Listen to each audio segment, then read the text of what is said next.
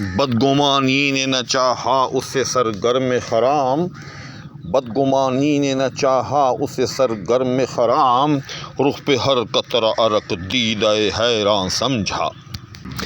السلام علیکم ناظرین، تو آج پھر ایک باغ کے دامن میں بیٹھ کر پرندوں کے بیچ میں آپ کے لیے یہ ویڈیو ریکارڈ کر رہا ہوں۔ بہت خوبصورت شعر ہے مرزا غالب کا اور اس کی تشریح کے ساتھ حاضر ہوں۔ اس سے پہلے جو اشعار ہیں وہ ہو چکے ہیں، جو احباب میرے چینل پر نئے ہوں وہ اس سے متصل پچھلی ویڈیوز دیکھیں، ان میں اس غزل کے جو پہلے اشعار ہیں ان کی تشریح مل جائے گی۔ تو آئیں بلا تاخیر ویڈیو شروع کرتے ہیں۔ تو شعر ہے، بدگمانی نے نہ چاہا اسے یا اسے سرگرم خرام۔ تو بدگمانی کا کیا تعلق ہے اس بات کے ساتھ؟ بدگمانی یاد رکھیے گا ہمارے مشرقی ادب میں رکیب پر کی جاتی ہے۔ ہمارے مشرقی ادب یا یوں سمجھیں کہ فارسی اور ہند و پاک کے ادب میں رشک جو ہے اس کا تعلق رکیب کے ساتھ باندھا جاتا ہے۔ یعنی ہم نہیں چاہتے کہ ہمارے محبوب کو، ہمارے معشوق کو ہمارے علاوہ کوئی اور دیکھے، حتیٰ کہ اس کی طرف کوئی نظر بھی کرے۔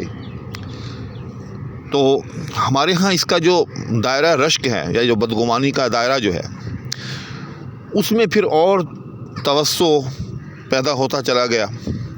یعنی رکیب سے ہٹ کر پھر کوئی چیز بھی جو محبوب کے ساتھ مس بھی کر رہی ہے، محبوب کے ساتھ کسی قسم کا تعلق بھی رکھتی ہے، تو ہم نے اس کو بھی جو ہے رشک کی نظر سے اور شک کی نظر سے اور بدگمانی کی نظر سے جو ہے وہ دیکھنا شروع کر دیا، حتیٰ کہ اس پر جو ہے ایک سے ایک بڑھ کر جو ہے وہ خوبصورت مضامین جو ہیں وہ نکالے۔ چنانچہ یہ شعر جو ہے اس کا تعلق بھی اس شاخ کے اسی طرز عمل کے ساتھ ہے۔ تو آئیں اس کی تفہیم سے پہلے اس کے اندر موجود مشکل الفاظ کے معانی جو ہیں وہ پہلے وہ دیکھ لیتے ہیں۔ بدگمانی یعنی رشک نے، جس کا بھی میں نے تفصیل کے ساتھ تذکرہ کیا اور اس لیے کیا تاکہ شعر کی بنیاد جو ہے آپ کو سمجھ میں آ جائے۔ بدگمانی نے نہ چاہا اسے سرگرم خرام۔ خرام ایدن فارسی کا مصدر ہے، اس سے یہ لفظ نکلتا ہے اور ہم اردو میں خرامہ خرامہ یہیں سے استعمال کرتے ہیں۔ اس کا مطلب ہوتا ہے ناز کے ساتھ چلنا، مطلق چلنا یا ناز کے ساتھ چلنا، دونوں معنی میں استعمال ہوتا ہے۔ تو آئیں پہلے مصرعے کی تفہیم کر لیتے ہیں۔ تو جیسے میں نے پہلے عرض کیا کہ واقعاتی انداز میں تھوڑا سا اس پر گفتگو اگر ہو جائے تو اس کو سمجھنا آسان ہو جائے گا کہ ہوا یوں کہ مرزا غالب نے اپنے محبوب کو دیکھا اور دیکھا کہ وہ پسینے سے شرابور ہے اور پسینے کے جو قطرے ہیں وہ محبوب کے رخساروں پر جو ہیں وہ اٹکے ہوئے ہیں یا جمے ہوئے ہیں یا بہہ رہے ہیں۔ یہ تو آپ کو معلوم ہی ہے، اگر انسان تیز تیز چلے یا کچھ زیادہ چلے تو پسینہ جو ہے وہ چہرے پر نمودار ہونا شروع ہو جاتا ہے۔ تو اب دیکھیے کہ مرزا غالب کی نظر اور کتنی باریک نظر ہے اور کتنی رشک زدہ یا رشک آلود نظر ہے کہ مرزا غالب سے وہ قطرہ جو ہے جو اس کے محبوب کے رخسار پر چمٹا ہوا ہے وہ بھی نہ دیکھا گیا۔ مرزا غالب کو ایسے لگا کہ یہ جو قطرہ ہے نا، یا یہ جو پسینے کے قطرے ہیں یہ تو میرے رقیب ہیں، یعنی وہ رخسار کہ جن تک رسائی یا جن کا بوسہ میری تمنا ہے، میری حسرت ہے، میری آرزو ہے، یہ جو قطرے ہیں پسینے کے یہ تو بڑے مزے کے ساتھ میرے محبوب کی بوسے جو ہیں وہ لے رہے ہیں اور اس رخسار کی جو نرمی ہے اس سے متمتع یا اس سے لطف اندوز ہو رہے ہیں۔ چنانچہ مرزا غالب نے کیا کیا؟ مرزا غالب نے فوراً اپنے محبوب کو بلایا اور اس کو کہا کہ بھائی تو بیٹھا رہا کر، تو چلا نہ کر، کیونکہ جب تو چلتا ہے تو تجھے پسینہ آتا ہے اور جب پسینہ آتا ہے تو قطرے نکلتے ہیں اور وہ قطرے کیا کرتے ہیں؟ تیرے رخساروں کا بوسہ لیتے ہیں، تیرے رخساروں کی جو نرمی ہے اس سے وہ لطف اندوز ہوتے اور مجھ سے یہ نہیں دیکھا جاتا۔ میں رشک کا مارا ہوا، میں رقابت کا مارا ہوا یہ نہیں دیکھ سکتا۔ اب یہ میں نے واقعاتی طور کے اوپر اس کی تشریح پہلے اس لیے کر دی ہے کہ تاکہ اب آپ اس شعر کو اس کے لفظوں کے ڈھانچے میں یا پیرائے میں آپ اس کو سمجھ سکیں۔ اب دیکھیں، بدگمانی نے نہ چاہا اسے سرگرم خرام، کہ میں نے جو اس کو چلنے سے روک دیا ہے، میں نے جو اس کو کہا ہے کہ تو بیٹھا رہا کر، کہ تو زیادہ چلا نہ کر، اس کے پیچھے کیا جو ہے میری فکر ہے؟ اس کے پیچھے میری فکر بدگمانی کی فکر ہے، رشک کی فکر ہے، رقابت کا جذبہ ہے۔ کیوں؟ رخ پہ ہر قطرہ عرق دیدہ حیران سمجھ، کہ میں رقابت کا مارا ہوا ہر قطرے کو اس کے چہرے کے اوپر، رخ پہ ہر قطرہ عرق۔ یہاں ایک بڑی اہم بات ہے درمیان میں آ گئی کہ قطرہ عرق اور قطرہ عرق دونوں کا ایک ہی مفہوم ہے۔ اس کو کہتے ہیں، یاد رکھیے گا، فق اضافت۔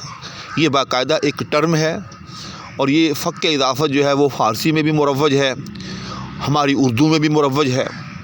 اردو میں ہم بسا اوقات مرکب اضافی جو ہوتے ہیں ان میں سے کا، کے، کی جو ہے ان کو حذف کر دیتے ہیں، اور فارسی میں بھی جو زیر ہوتی ہے اضافت کی، بسا اوقات اگر کوئی لفظ بہت زیادہ بول چال میں آتا ہو تو اس کی زیر جو ہے وہ حذف کر دی جاتی ہے۔ اس عمل کو کہتے ہیں فق اضافت۔ مثال کے طور پر صاحب دل، صاحب دل یعنی دل کا مالک، دل والا۔ تو اب صاحب دل کو جو ہے صاحب دل بھی جو ہے وہ پڑھا لکھا جاتا ہے، حتیٰ کہ اشعار میں بھی جو ہے اسی طرح سے باندھا جاتا ہے۔ تو اس عمل کو کہتے ہیں فق اضافت۔ یہاں بھی یاد رکھیے گا کہ اصل جو مرکب ہے وہ تو ہے قطرہ عرق۔ عرق کہتے ہیں پسینے کو۔ ہاں، یہ بھی یہاں یاد رکھیے گا کہ ہم جو ہند و پاک کے عام عوام ہیں، ہم وہ چاروں عرق، ہم نے سنا ہوگا طبیبوں کی دکانوں پر، یہ جو پنسار خانے ہوتے ہیں ان پر، کہ 4 قسم کے عرق جو ہیں وہ ملتے ہیں۔ تو عرق جو ہے بیسیکلی بنیادی طور پر جو ہے وہ تو کہتے ہیں رگ کو،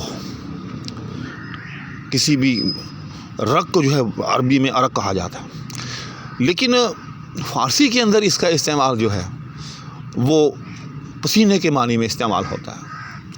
اب اس کی جو ہے کیا وجہ ہے، اس پر بھی الگ سے گفتگو ہو سکتی ہے۔ تو بہرحال عرق کا مطلب ہے پسینہ، اور قطرہ عرق کا مطلب پسینے کا قطرہ۔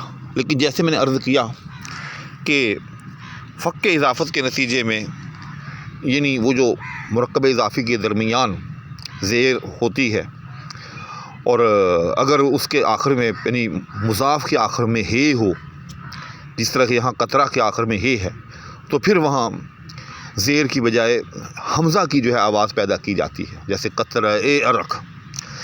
تو وہ جو حمزے کی آواز ہے، ہم نے کیا کیا، اس کو حذف کر دیا، اس کو فق کر دیا۔ فق کا مطلب یہ ہوتا ہے کسی چیز کو جو ہے وہ ختم کر دے۔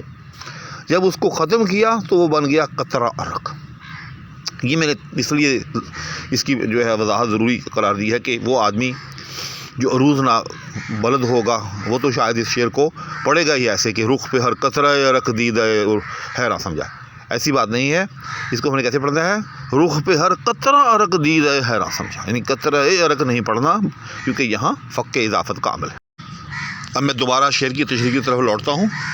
غالب کہتا ہے کہ رخ پہ ہر قطرہ عرق دیدہ حیران سمجھا، کہ تیرے چلنے کے نتیجے میں جب تیرے چہرے پر پسینے کے قطرے نمودار ہوئے تو میری رشک زدہ نظر کو یوں لگا کہ جیسے تیرے چہرے پر یہ قطرے نہیں ہیں، بلکہ ہر قطرہ میرے رقیب کی حیرت میں ڈوبی ہوئی آنکھ ہے۔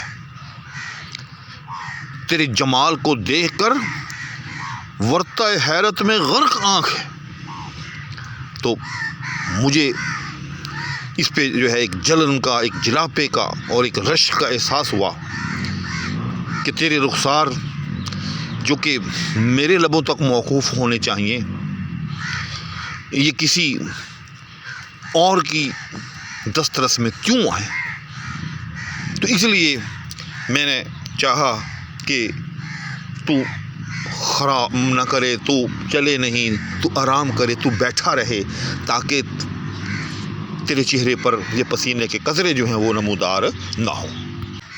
تو ناظرین آپ نے دیکھا کہ غالب نے کس خوبصورتی کے ساتھ اپنے اس پسندیدہ مضمون، غالب کا یہ بہت پسندیدہ مضمون ہے، اگر آپ دیوان غالب کو کبھی غور سے دیکھیں گے تو آپ کو یوں سمجھیں کہ ایک چوتھائی نہیں تو اس کا ایک اچھا خاصا حصہ جو ہے آپ کو رشک پر مبنی مضامین کا نظر آئے گا۔ غالب کی آپ کوئی سی بھی غزل دیکھ لیں آپ کو اس میں ایک آدھ شعر ضرور رشک کا جو ہے وہ مل جائے گا۔ غالب کا وہ معروف شعر کہ چھوڑا نہ رشک نے کہ تیرے گھر کا نام لوں، ہر ایک سے پوچھتا ہوں کہ جاؤں کدھر کو میں۔